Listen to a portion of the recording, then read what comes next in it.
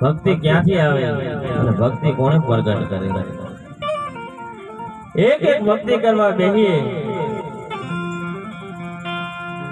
કોઈ તેલ કળાની અંદર પડ્યા, કોઈ ઉભી ભરી બજારે વેચાણા હરિચંદ્રના તારામાંથી, કોઈ એમ કેવા આવે છે કે ભક્તિની માલિકા પોતાના અંગ કાપી કાપી અને પ્રભુને દાનમાં દઈ દીધા.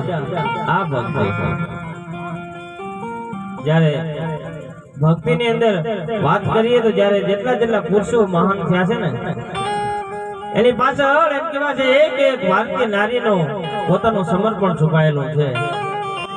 અને એક એવો જ પ્રસંગ જ્યારે એમ કેવા છે કે વીરપુર ની અંદર બને છે. વીરપુર ની અંદર એમ કેવા છે કે જલારામ જોગી છે, એક ટુકડો આપે છે. કોઈ પણ ભક્તજન, કોઈ પણ યાત્રાળુ નીકળે, જે મળે થોડો થોડો રામ રોટી ટુકડો આપે છે. કારણ કે ટુકડો આપે ન્યારી ટુકડો.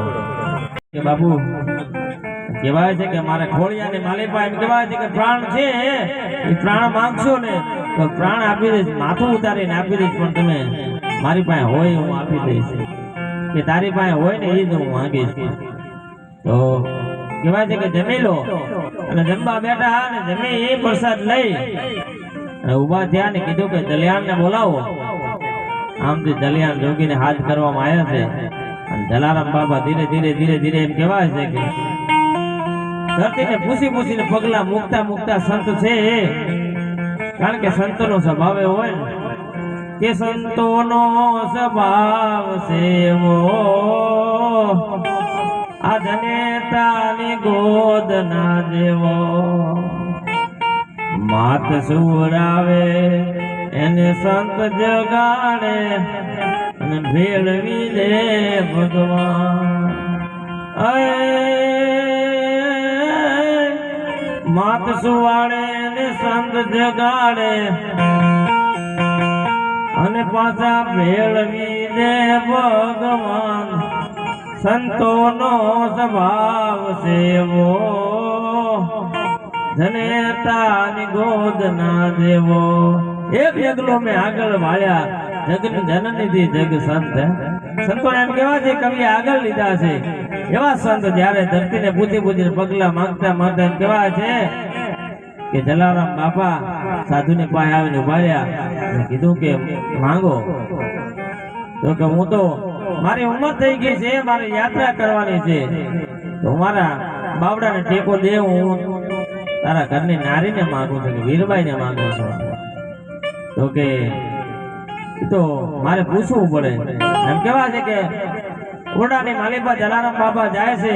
કારણ કે સ્ત્રીને સીધે આંગળે અને કાપી એનો હાથ જલારામ આપી દે વીરબાઈ હાથો હાથ. જલારામ બાપા છે એ કેવા છે ઓરડાની અંદર ગયા અને વીરબાઈ છે દરણા દળતા હતા અને કીધું છે કે આવા વાત કરી છે, એક જોગી આવ્યો છે એની આવી માંગણી છે.